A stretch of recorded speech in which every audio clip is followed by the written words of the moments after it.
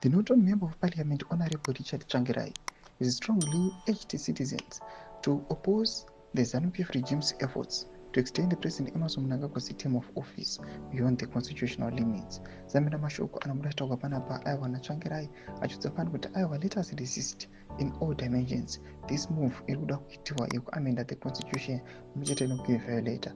Ndotiwa subscribe or like or turn the bell icon.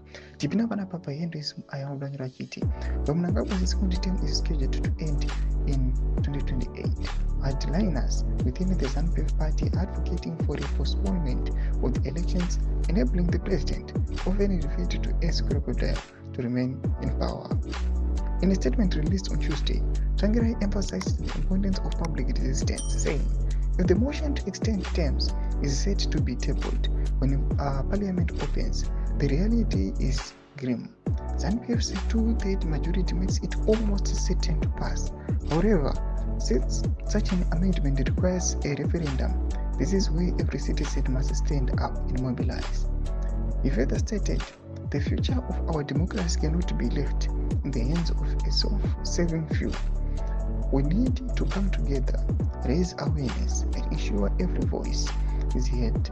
A referendum is not just a vote, it's an opportunity for the people to reclaim their power and reject the erosion of democratic principles. The time to organize and resist is now.